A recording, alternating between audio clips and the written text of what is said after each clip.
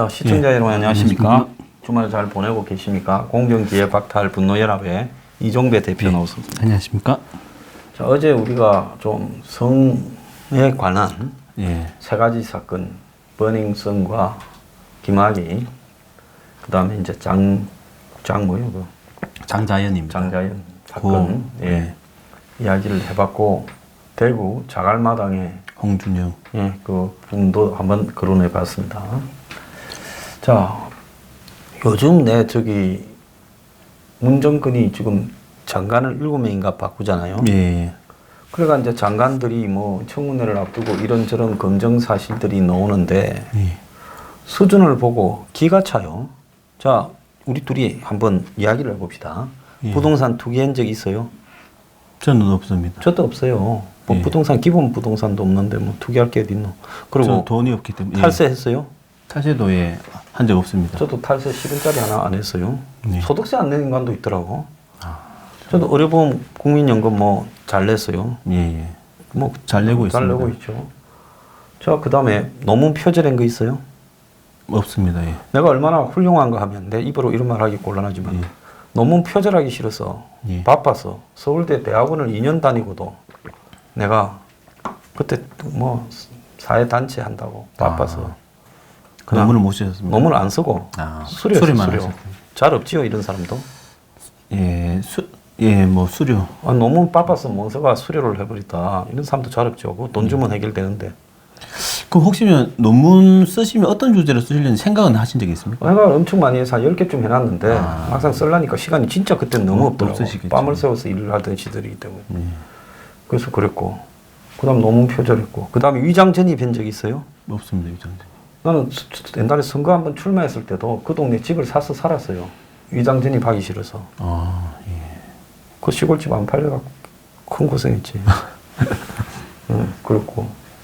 그 다음에 뭐 있어요? 논문 표절, 위장 전입, 부동산 투기. 탈세. 탈세. 교통 위반. 교통 위반요? 음주운전 안 했지. 면허도 없는데 뭔 음주운전. 그럼 뭐 있어 이제? 교통 위반, 위장 전입, 대학, 자녀 뭐 군대 문제라든지. 군대 다 병력 의무 치렀지. 그렇죠. 그러면 다 했잖아요.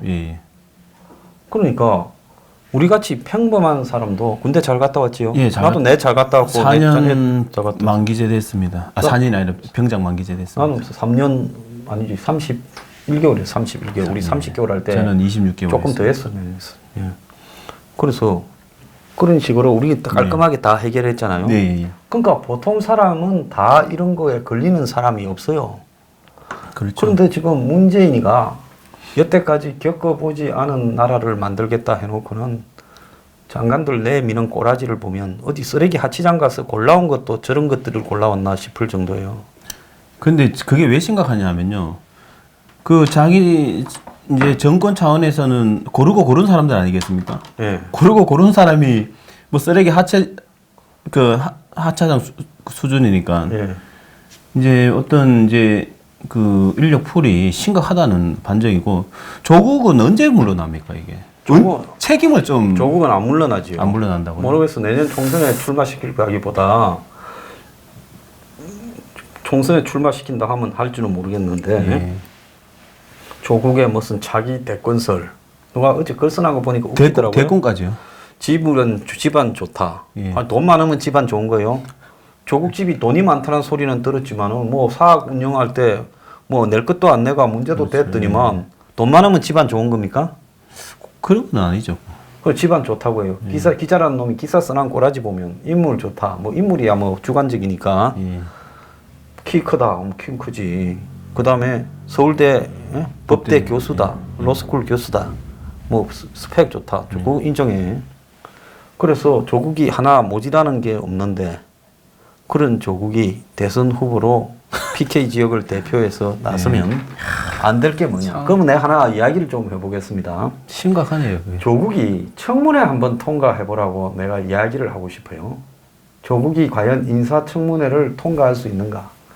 조국이 왜 법무장관을 안 맡고 왜 민정수석으로 갔느냐. 조국은 왜 선거 나온다 그러고 장관은 안 하려고 하느냐. 조국을 총리 한번 시켜가 청문회 한번 해보라 그래.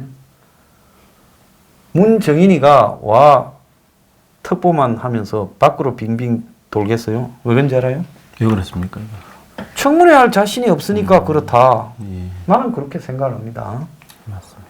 뭐 내 말이 아니라면 문재인 만나서 통일부 장관 내 시켜주라 하면 바로 그냥 김연칠이 끌어내고 문정인이 시켜줄 거야. 예. 그거 한번 해봐라고 해요. 해봐라고. 그러니까 드러나는 껍데기만 보고 사람을 봐서는 깜짝 놀라잖아요. 예, 맞습니다. 그런 사람들 많았잖아요. 껍데기 좋다가 뺏기고 나니까. 그렇죠. 온갖 추잡한 그 일들이 많이 예, 밝혀져. 맨날 노무현 전 대통령의 오른팔 왼팔들도 다 운동권으로 노무현을 대통령을 만들었다 아이가 아름다운 미담처럼 돼 있다가 그 오른팔 왼팔 껍데기를 뺏기고 나니까 맞습니다. 예. 교도소 갈 일만 생겨갖고 갔다 왔거나 갔거나 가 있거나 그렇잖아요. 그러니까 그 미투 같은 경우에도 미투를 그 이제 민주당 세력에서 시작했다고 오히려 자기들이 그리고 또 그때 그 노무현 정부 때 그 이제 친일 청산 뭐 이러면서 그때 막 조사를 했다가 민주당 의원들의 아니 친일 내가 예. 알기로는 민주당의 핵심 되는 사람 무슨 나경원을 예. 토착 외구 토착이고 아니 말 만들어내는 건 진짜 귀신들입니다. 토착 외구라 그러는데 정동영이 도저히 토착 외구를 했더만요. 그런데 토착이고 내가 진짜 좀 이야기를 하자면 정동영 씨부터 시작을 해서 뭐 홍영표, 이해찬이 다 지금 자기 집안도 거슬러 올라가서 유시민 뭐 예, 또 유시민부터 토착 외구인지 자기들은 그야말로 일제시대 때 몸 던져 쌓아온 항일 투자 수사의 자손인지 잘 알 거라고 봐요. 맞습니다. 그렇게 하면 북한에서 예? 네. 적어도 정부에서 주요 관직을 맡았던 걸로 생각되는 문재인의 아버지는 뭐가 됩니까? 그렇죠. 토착 공산당입니까? 토착. 예? 뭐 토착 빨갱이라고 하면 대통령의 아버지인데 예. 우리가 빨갱이라고 말은 하지 말고 공산당 토착 공산당 이렇게 해야 됩니까? 그렇게 될 수 있는 거죠. 예. 그러니까 사람은요 너무 따지면 안 돼. 지나간 일에 대해서 지금 대한민국의 지나간 일에 대해서 따졌을 때 무사한 사람이 몇 명 되겠느냐. 맞습니다. 김구 선생도 그것들이 좌파들이 좋아하는 김구도 그 술 먹다가 폐가 죽였잖아요. 네. 예? 첩자라고 생각하고 했는데 나중에 보니까 뭐 아니다라는 이야기가 좀 지배적이죠. 그렇죠. 예. 그러니까 사람은 누구나 다요. 여러 가지 양면이 있을 수 있단 말이에요. 네. 그런데 이 정권은 전부 부정적인 면을 갖다가 다 까발려 가지고 지금 이렇게 하고 있잖아요. 예. 그래 저는 이제 이 말씀을 드리고 싶은 게요. 뭐 그거는 이제 상대편에서 뭐 그런다 치더라도 자기들 흠도 발견이 될 수가 있지 않습니까? 똑같은 많이 자체- 되지. 그러면 자기들도 사과를 하고 상대방한테 잘못했다라고 사과를 요구할 것 같으면 똑같은 잘못을 자기도 했다면 자기도 자기 성찰부터 아 나도 잘못했다라고 반성하는 게 있어야 되는데 자기는 온갖 말을 갖다 붙여가지고 합리화를 하고 뻔뻔한 어떤 이제 변명을 하면서 자기는 로맨스고 남은 불륜이다. 지금 뭐 나오는 것들 보면 7명 중에 4명이 다주택자에 부동산을 산 가정도 석연치 않고 농지 투기부터 시작해서 예? 위장 전입부터 시작해서 한 달에 뭐 5년 만에 뭐 23억 예, 증식을 했죠. 그러니까 1년에 무슨 뭐 4억 6천인가 아, 그 없어져. 예. 4억 얼마로 갖다가 내 얘기 없죠. 어디 썼는지 예. 설명할 수 없는 사람도 있어요. 과거 조윤선이 등을 보고 하던 박영선이가 지금 자기도 해명이 안 된다 그러지 않습니까? 그렇기 때문에 재산은 또 왜 그리 많아? 다들. 그러니까 버닝썬 같은 데서 자기들끼리 정보를 주고 받겠죠. 뭐 어디 오른다 사라 뭐 이러고 뭐. 아니 근데 뭔 좌파라고 했던 사람들이 재산은 왜 저렇게들 다들 많아요? 돈 이렇게 부정한 방법으로 돈 정식하는 데는 좀 어떤 좀 재주가 있는 것 같더라고요 보니까. 그래서 예. 자기들은 그렇게 할 거를 다 해놓고 예. 자기들은 그렇죠. 지금 뭐가 도대체 수구 보수 꼴통들하고 다른 건지 지금 이번에 보면 김학의와 장항자연을 보면 이 보수 세력들이 성적인 일탈과 부패 커넥션을 보여주는 거다 그러는데 아니 그럼 좌파들은 성적인 일탈이 없고 부패하지 않았겠어요? 이번에 미투 해보니까 거기서 더 많이 나오지 않았습니까? 네. 안희정이고 뭐 그러니까 이 성적인 그런 일탈 부분과 관련해서 무슨 좌에 우에 무슨 별로 다른 게 있겠어요? 리비도가? 자아가 더 심한 것 같은데요, 제가 봤을 때. 그러니까 그거는 말할 것도 없는 거고. 자, 또 문제도 보면 전부 적지가 않고 뺄짓거리를 다 했잖아요. 맞습니다. 그런데 지금 이런 것들을 바라보면서 예. 제가 지금 느끼는 건 우리 사회에 양극화가 심화되고 있는데 예. 지금 서민들은 그야말로 한 달 한 달 살아가는 게 고역인데 예. 이 정권에서는 지금 어떻게 하고 있습니까? 양극화를 새로운 더- 세상을 겪어보지 못한 세상을 만든다 해놓고는 지금 장관하는 꼬라지 보면 여태까지 많이 겪어본 세상이잖아요. 그렇죠. 오로지 겪어보지 못한 것은 지금 친북만 겪어보지 못한 친북, 경제 망가뜨리는 것만 겪어보지 못한 예. 붕괴를 지금 보여주고 있는 것 같아요. 그렇죠. 그래서 지금 이 서민들은 굉장히 힘들지 않습니까? 힘들죠. 힘들고 제가 보니까 이제 그 소득 격차가 예. 이제 문재인 정부 들어서고 나서 점점 더 지금 소득 격차가 심해진 것 같다. 심해져 가지고 정말 그 중산층이 지금 기사도 많이 나고 하는데 중산층이 지금 무너지고 있고 특히나 저소득층은 너무나 지금 살기 어려운 이제 시대에 접어들고 있고 근데 이제 문재인 정부는 한 나라를 운영하는 주체 세력이지 않습니까? 아무런 대안도 없고 이제 말 그대로 이제 소장님도 방송하셨겠지만 그 국민 세금으로 일자리 같지도 않은 일자리 그 알바 자리 몇 개 만들어 놓고 또 언론 플레이 하면서 또 하고 있고 진짜 희망이 안 보입니다 진짜 어떻게 나라가 가고 있는지 희망이 안 보입니다.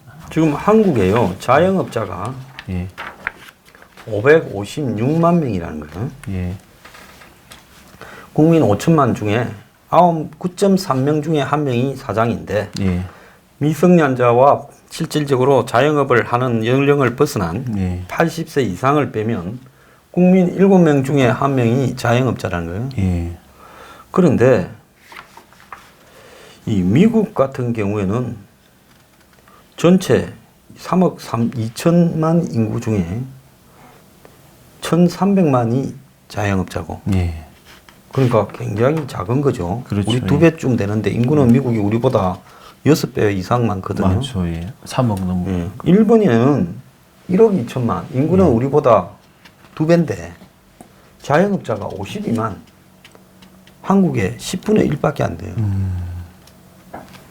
그렇게 보자면 우리나라에 지금 자영업자가 굉장히 많은 거잖아요. 굉장히 많죠.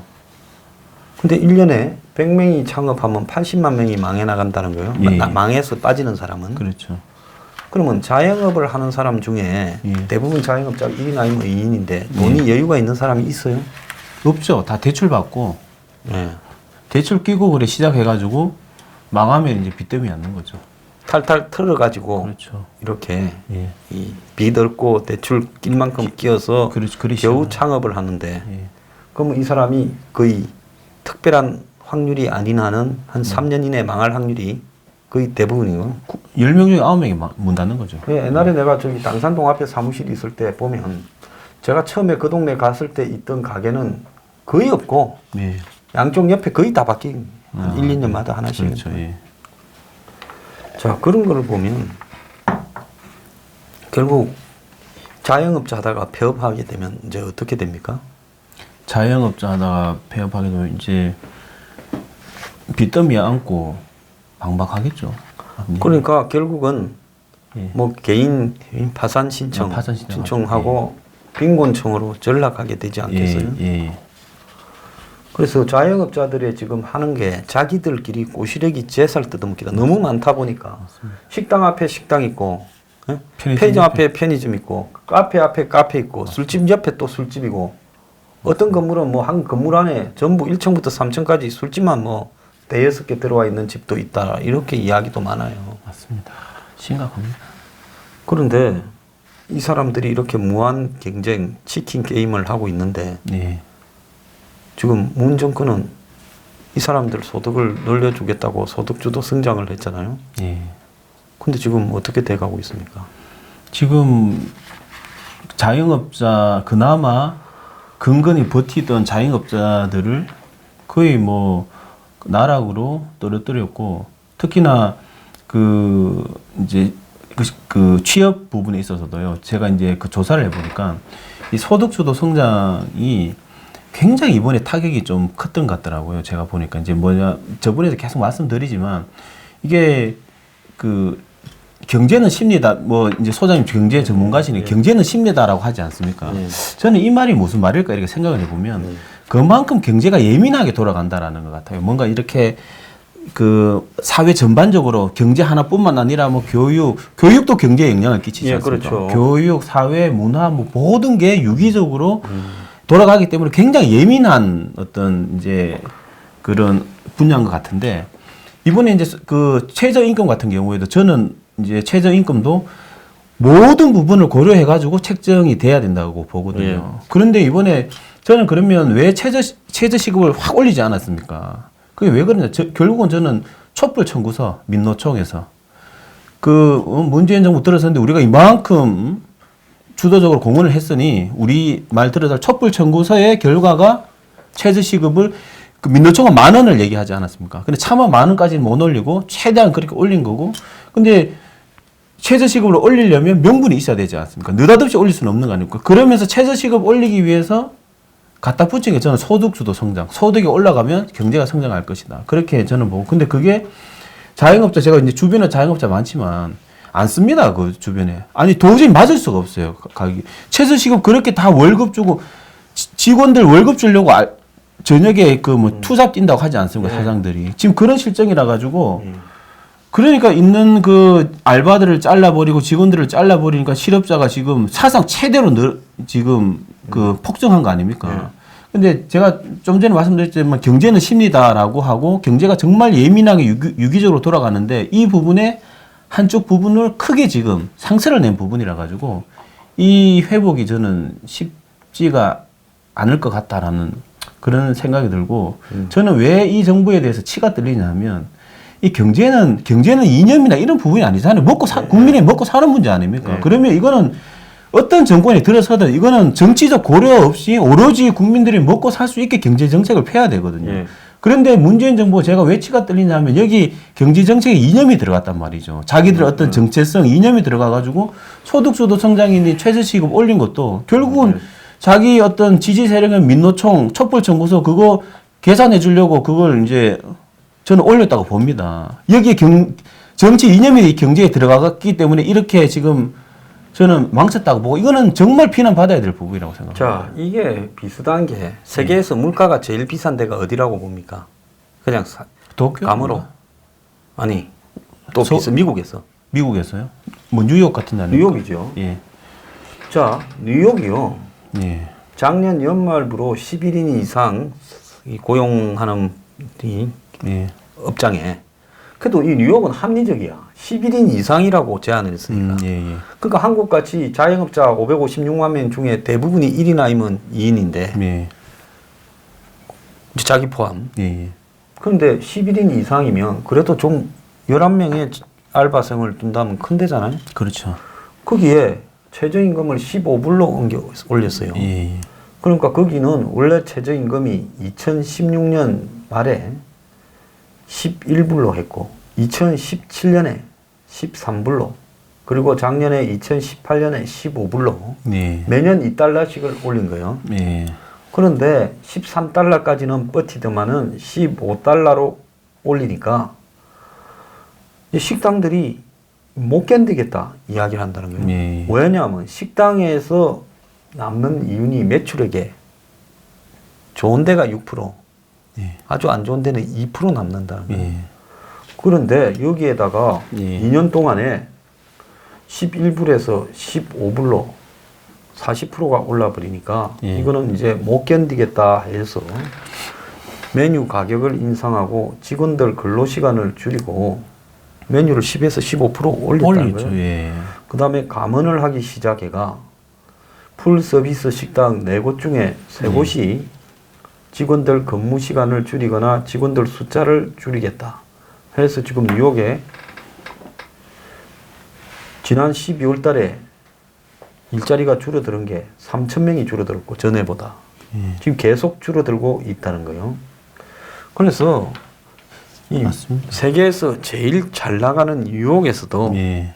이게 2년 만에 4불 한 40% 올리니까 올리니까. 이런 문제인데 그렇죠. 지금 한국은 지금 봐요. 그렇죠. 얼마나 올랐어요. 그렇죠. 그래서 최저시급 올리는 것도 딱 적정한 때가 있고 적정한 어떤 이제 올리는 그 양이 있고 또 이제 그런 시기가 다 있는데 이 어떤 정치인 민노총이라는 그런 가짜 노동 단체의 촛불 청구서를 들어주고자 그렇게 올려가지고 경제가 작살난 것 같고요. 그리고 또 한 가지 말씀드리고 싶은 게 요즘 뭐 수출 경기가 둔화된다고 계속 하지 않습니까? 제가 이제 아는 사람이 건설 쪽에 뭐 이렇게 납품하는 사람인데 얘기를 들어보니까 그 일단 그 뭐냐 지금 건설 경기가 굉장히 안 좋다 그러더라고요. 여기도 최악이죠. 예, 최악이고 건설 경기가 안 좋으니까 건설 자재가 소비가 안 되는 거예요. 집을 지어야 팔 거 아닙니까? 그렇겠죠. 소비가 안 되니까 그 회사가 장사가 안 될 거 아닙니까? 네. 장사가 안 되면 직원을 놀리면서 돈을 줄 수는 없잖아요. 그러니까 이제 잘라버리고 또 어떤 게 있냐면 이게 이제 그 임금이 올라가지 않습니까? 그러면 장사하는 사람이 손해보고는 팔 수 없잖아요. 그러면 제품의 가격을 또 올릴 수밖에 없지 않습니까? 문제가 뭐냐면 갖다나 지금 뭐 베트남이나 중국이나 이런 어떤 이제 싼 데 때문에 가격 경쟁이 세계적으로는 가격 경쟁이 안 되는데 제품 가격을 올리니까 더 수출이 안 되는 거죠. 가격 경쟁이 더 떨어져 버리니까. 그러니까 이게 최저시급 이걸 하나 올림으로 지금 사회 전반적인 경제가 지금 계속 이제 이제 나락으로 떨어지고 있지 않나 저는 이제 개인적으로 그렇게 보는데 문재인 정부는 그 실패를 인정을 안 하고 계속 앵무새처럼 무슨 똥꼬치 뿌리듯이 소득주도 성장으로 뭐 경제 일으키겠다고 하는데 저는 왜 정말 그 비난받아야 되는 부분이 먹고 사는 문제 아닙니까? 여기에 어떤 고집이라든지 자기 어떤 뭐 아집이라든지 이런 게 들어가면 안 됩니다. 국민이 먹고 사는 문제이기 때문에. 그래서 소득주도 성장이 잘못됐으면 잘못됐다고 인정을 하고 빨리 국민들이 먹고 살 수 있는 그런 방법을 찾아야 되는데 계속 안 고치고 지금 이렇게 가고 있지 않습니까? 그러니까 미국에 지금 15불을 올려서 예. 최저임금을 나타나는 현상을 보고요. 한 언론 매체가 15불로 올려야 된다고 미국에 예. 도시별로 대도시별로 운동이 벌어졌어요. 그래서 시애틀이 제일 먼저 옮기고 올리고 예. 이제 뉴욕까지 이게 올라와서 15불로 맞춘 거예요. 그렇죠. 왜 15불이냐? 미국 사회에서 집이나 이런 거 없이 살아가는 노동자들이 한 시간에 15불. 그럼 우리 돈으로 이제 따지면 뭐 한 17,000원. 이 정도를 받아야 이제 제대로 생활할 수 있다. 뭐 이런 목적에서 그 사람의 생활비를 기준으로 이렇게 책정한 거예요. 뉴욕의 생활비가 얼마나 비싸. 그렇죠. 방을 하나 빌려도 어마어마하니까. 그런데 그런 사람도 알만 믿고 의회가 그렇게 올려버렸다는 거예요. 아, 미국 시의회가 뉴욕시. 그렇죠. 그래서 이제 이 언론이 뭐라고 경고를 하는가 하면 이 프랑켄슈타인이라는 소설을 쓴 사람이 네. 여자잖아. 예. 메리 셀리. 우리가 스스로 만든 괴물을 조심해라. 이제 이런 거예요. 그러니까 스스로 뭔가가 그럴싸하다 생각하고 이 현실에서 벌어졌을 상황을 전혀 예측하지 않고 예. 자신의 이상이나 신념만 가지고 밀어붙였다가 예. 그 효과가 지금 이렇게 우리 사회에 그렇죠. 큰 데미지를 입히고 있다는 거예요. 맞습니다. 결국은 생색은 저거가 내고 문재인이 예. 그럼 지가 비용 부담을 다 하든지 올려줘야 되는 사람은 제일 우리 사회의 약한 계층인 최저임금 알바를 고용하는 예. 자영업자들이 자영업자, 다 그렇죠. 뒤집어 쓰는 거 아니에요? 맞습니다. 근데 제가 자영업자 한 명이 이야기한 내용이 있더라고요. 월급 다 주고 세 내고 세금 내고 100만 원만 남으면 이 사업을 하겠는데 최저임금을 올리기 전에는 애들이 한 뭐 120, 30만 원 받고 예. 자기가 100만 원 가더라도 크게 주인이 어떻게 애보다 고용한 알바보다 더 못한가 해도 주인이니까 이럴 수도 있지 하고 참는데 이제 주인이 100만 원을 받고 알바들이 160, 70만 원을 받으니까 이제 이거는 못 참겠다. 그렇죠. 웃을 일이 아닌데 진짜 심각합니다. 심각하고 자영업자들이 모여가지고 막 시위를 이제 하고 그런 것도 딴 게 자기가 떼돈 벌고자 하는 게 아니라 떼돈 버는 사람 나오지도 않겠죠. 정말 생존의 문제인데 좀 제발 이 정부가 정신 차렸으면 좋겠고 제발 좀 딴 거는 모르겠지만 경제라든지 교육이라든지 이런 부분은 제발 좀 정치 자기의 어떤 그런 고집스러운 정치 어떤 그 정체성 뭐 이런 부분으로 판단을 하지 말고 혹시 그냥 우리 국민들 먹고 사는 문제 또 교육 잘 받을 수 있는 문제 이렇게 좀 접근해 줬으면 좋겠는데 좀 희망이 안 보이네요, 이 정도는. 말귀를 안 들으니까요. 자, 공정사회니까 그 마지막으로 예. 최근에 예.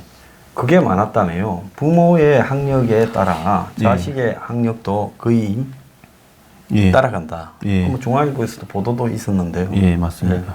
그거 말씀드리기 전에 먼저 제가 이제 정정할 부분이 있는데요. 원래 제가 이제 그 국가교육위원회라고 이제 저번 주에 말씀드렸었는데 그게 이제 그 위원 인원수가 바뀌었다고 하더라고요. 그래서 이제 총 이제 위원 수는 19명이고 그 대통령이 5명을 임명할 수 있는 건 그대로고 그다음 이제 여당 몫이 4명이고요. 그러면 9명이지 않습니까? 거기에 이제 뭐 정교조라든지 어떤 이제 좌파 정량의 그런 인사들을 이제 위원으로 뽑을 수 있기 때문에 사실상 국가교육위원회는 어떤 이제 현 정부 입맛에 맞는 위원회를 만들어서 그 국가인권위원회가 굉장히 지금 뭐 문제가 많고 비판받지 않습니까? 예. 그런 식으로 갈 수 있다는 거죠. 국가교육위원회가. 예. 그렇기 때문에 이건 반드시 저지를 해야 되고 그리고 또 어떤 부분이 있냐면 그 이게 수능이 확대되면 그 강남이 유리하다. 뭐 강남에서 100명씩 뭐 서울대 간다 그런 얘기들이 있지 않습니까? 이제 소장님도 한번 여쭤보고 싶습니까? 예를 들어서 이제 그 사법시험 같은 경우는요. 서울대에서 제일 많이 갑니다. 그러면 뭐 서울대 많이 가니까 이 제도 자체가 잘못됐구나라고는 할 수 없는 거지 않습니까? 공정하니까. 그렇죠. 마찬가지로 강남에서 그럼 서울대가 솔직히 말하면 실력이 제일 있다. 서울대 들어간 학생들이 이게 그걸 본질인 의미하는 게 거죠. 뭐냐 그게 본질이죠. 하면 수능을 왜 많이 가냐 하면 그만큼 애들이 열심히 합니다. 그게 실력도 아니 있고. 솔직히 말하면 뭐 강남에 있는 애들이. 서울대에 대해서 내가 무슨 조금 그거 평가하거나 이런 거를 떠나가지고 예. 서울대에 들어가는 학생들이 예. 뭐 이 성적에서 제일 좋잖아요. 좋은 애들이 옛날에 예. 요즘 같은 뭐 또 그런 것도 아니지만 예. 옛날엔 그렇기 때문에 그러니까 더 공부 잘한 놈이 들어가서 가니까 거기서 많이 더 열심히 하니까 더 많이 또 붙는 거죠. 사시에 붙는 것도 당연한 거죠. 그리고 강남 같은 경우에도 수능으로 보면 강남은요. 근데 지금 로스쿨은 그러면 서울대 출신이 많이 갈 것 같습니까? 요즘 로스쿨도 많이 갑니다. 서울대 출신들이. 로스쿨도 시험 쳐서 많이 더 많이 가면 40대보다 더 많이 가고 예, 있습니다. 마찬가지로 그 수능이 확대되면 강남에 있는 학생들이 서울대를 많이 간다 그러는데 그것도 많이 갈 거는 가는데 지금 학종 때도 많이 가고 있습니다. 이건. 예. 그래서 이게 강남에 유리하니까 뭐 수능은 강남에 유리하다. 요거는 전형적인 어떤 악질적인 프레임일 이제 뿐인 거고요. 예. 두 번째 제가 말씀드리고 싶은 건 뭐냐 하면 그 소장님 때 부산에서도 수능 학력고사 때 지방에서 서울대 많이 가지 않았습니까? 우리 학교였으면 해도 그때 서울대 정원이 많아가 예. 한 5,800명 뽑을 때 많이 우리 때만 해도 38명인가 갔어요. 많이 가지 않습니까? 한 학교에서도 많이 가고 네. 지금 부산에서 서울대 몇 명 간지 안 모르죠. 학종 시대는. 얼마가요? 제가 아직 그 이제 시도 그거는 공개되지 않았는데 1년에 한 2,800명 뽑죠, 요즘은. 그렇죠. 3,000명 가까이 3,000 뽑죠. 이고, 예. 예. 그래서 이제 그게 제가 이제 그 그래프를 찾아서 제가 이제 실겠습니다. 이게 이제 점점 수시가 증가하면서 예. 지금 지방에서 서울대 가는 비율이 점점 줄어들고 있거든요. 지방에서요. 예, 예. 학종이 이제 대세인 시대에서도 오히려 지방은 더 서울대 가는 비율이 이제 줄어들고 있습니다. 그래서 제가 결론적으로 말씀드리고 싶은 부분은 이게 강남에 유리하다 아니다 이렇게 따질 부분도 아니고 그것도 팩트도 아니고요. 제가 봤을 때는. 그리고 공정한 수능은 공정하기 때문에 강남 학생이 자기가 잠 안 자고 공부해서 서울대 간 걸 어떻게 탓을 하겠습니까? 너 강남에 있으니까 그걸 폄하할 수 없는 거지 않습니까? 그런 부분이 있는 부분이고 공정한 수능으로 갈 때 오히려 지방에서 서울대를 더 많이 갈 겁니다. 제가 서울대를 말씀드린 건 서울대가 그나마 통계를 이제 제시를 하기 때문에. 그럼 내가 지금 묻고 싶은 이야기의 핵심은 예. 이 학업에 그러니까 뭐라고 할까요? 부익부 빈익빈도 또 적용돼진다. 부모가 고학력을 할수록 그 집의 애들이 훨씬 더 좋은 학교에 가게 된다는 게 지금 확률적으로 검증이 됐잖아요. 근데 그거는 이제 좀 너무 좀 당연한 얘기라 가지고요. 이제 왜냐하면 사법시험 같은 경우에도 똑같은 조건이면 집에서 뒷바라지 잘 해주고 정말 뭐 학원도 많이 보내주고 뭐 지금 오피스텔 얻어가지고 지원 잘해주는 애들이 좀 더 유리한 건 사실입니다. 이게. 아니 그러니까 내가 예. 이걸 당연하다고 이제 우리가 받아들이는 순간에 모든 것이 끝나요. 예. 그러니까 적어도 예. 이 대학교에 들어가거나 그 다음에 예. 이렇게 취업을 하거나 이런 부분에서 이 모든 것이 완벽하게 평등할 수는 없어요. 그거는 뭐 불가능한 이야기를 하는 거지만은 이 사회의 불평등은 보편화되어 있는데 예. 그렇지만은 적어도 우리가 그 불평등에서 이 완전히 불평등한 만큼 자식한테 그 정도의 불평등이 더 심화되어서 내려오는 부분을 줄이도록 노력해야 되는 거지. 불평등이 더 불평등해지는 쪽으로 가게 되면 그렇죠. 곤란하다는 예. 이야기예요. 예. 제가 맞아 말씀 못 드렸는데 네. 그래서 저는 그 말씀 왜 드렸냐 원론적으로 뭔가 이제 경제적인 뒷받침이 좋은 학생이 뭐 어떤 제도가 됐든 유리한 건 사실인데 그나마 그걸 말씀하셨던 줄일 수 있는 게 공정한 제도라는 겁니다. 네. 수능이든 사법시험이든 수능이든 사법시험이든 이런 공정한 제도가 그나마 소득 격차에 따른 어떤 불공정 격차를 줄일 수 있는 그런 제도이기 때문에 결국은 수능 위주로 또 이제 사법시험 부활해서 사법시험 위주로 그래 공정한 제도로 가는 게 그나마 우리 그 어떤 격차를 해소할 수 있고 저는 이게 왜 중요하냐 하면요. 지금 그 이제 양극화가 계속 진행되는 이유가 상류층은 계속 그 자리를 어떤 불공정한 제도로 유지를 하고 있고 이제 하위층에서는 이제 올라갈 수 없는 사다리가 없기 때문에 계속 격차가 저는 벌어진다고 보거든요. 자 그러면 이제 상류 사회는 자기들끼리 짓고 살고 예. 이제 하류 사회는 영원히 이제 하류끼리 짓고 살면 예. 자 상류는 뭐 저기 자식들이 결혼도 하고 애도 놓고 뭐 정상적으로 살아가는데 이제 하류는 결혼도 못 하고 그렇죠. 쪽방에 살고 이제 전부 이렇게 살아갈 거예요. 여친한테 밥도 마셔야 되고. 예.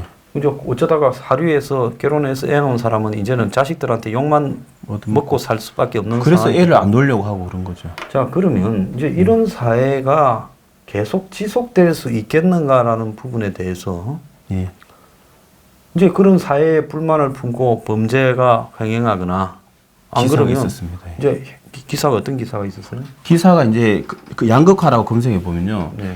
지금 그 최근에 그 네덜란드에서 테러 네, 있지 않았습니까? 예, 트램에서 예, 전차에서 있었는데 트램에서. 그 이제 기사에서 분석하는 건 테러가 그 테러 위험 인물 리스트에 없는 사람이라는 거예요. 이 시사르마가 뭐냐면 이제 어떤 그 이제 자기가 테러 어떤 조직도 아니고 뭐 어떤 그런 이제 범죄 외로운 넥대, 론리 이걸 예예예. 외로운 넥대. 그 제목이었는데 사회 불만 뭔가 자기가 해도 안 되고 뭔가 어떻게 이 고통스러운 현실을 벗어날 그런 길은 안 보이고 그러니까 자기도 혼자서 불만을 심화해가지고 있다가 그렇죠. 우리나라에서도 이제 이렇게 계속 양극화가 가고 뭔가 패자 부활의 기회가 없고 저소득층이 어떤 그런 고통스러운 현실을 벗어날 수 없는 기회가 없다면 영원히 그렇게 살아야 될 수밖에 없다라는 그런 암울한 그런 현실에 대해서 불만을 품게 되면 우리나라도 그런 극단적인 테러리스트들이 이제 일어나고 이제 그런 이제 테러에 취약한 이제 그 사회가 될 수 있다 그런 경고를 하더라고요. 지난 주말에 프랑스에서 파리에서 그 일어난 노란 조끼 예. 그 매크롱입니까? 마크롱인가? 마크롱이 그 몇 차례 국민과의 대화를 이제 합의하는 대화를 하자 해서 그 대화가 끝난 날 이 노란 조끼 시위가 일어났는데 거의 명품 판매점을 불태워버리고 그렇죠. 상류층들이 가는 고급 식당을 다 태워버렸더만요. 그리고 막 지나가는 명품 차를 다 불태워버리는 거의 폭동으로 가고 있어요. 그래서 프랑스에서 일어나는 저 파퓰리즘에 의한 저런 대중들의 분노가 뭘 의미하는가 하면 출구가 없이 사는 사람들이 그 사람들은 일자리를 구하러 가려면 집은 변두리에 살아. 이런 파리 시내 와서 일해야 돼. 대중교통은 또 안 다녀. 그러면 살기 위해서 차가 있어야 일을 할 수 있어.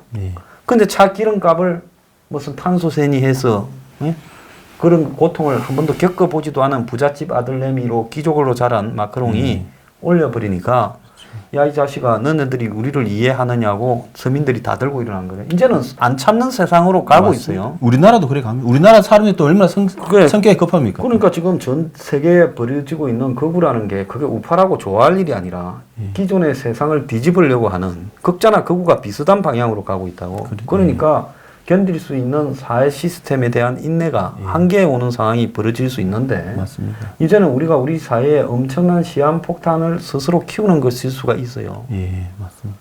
그래서 저는 꼭 말씀드리고 싶은 게 교육 중에 이제 대입 그리고 공정한 어떤 국가 선발 시험 제도 그 다음에 채용 요 세 가지는 어떤 일이 있어도 정말 공정하고 자기가 더 노력하고 더 실력 있는 사람이 취업도 하고 원하는 대학도 가고 또 어떤 이제 원하는 공무원도 되고 자기 전문직도 갈 수 있는 그런 공정한 제도가 저는 최소한의 안전장치라고 보는데 이게 지금 다 없어져 가지고 계속 양극화를 진행하고 있으니까 정말 이제 우리나라도 파란 조끼가 앵그리 블루가 이제 큰 이제 세력으로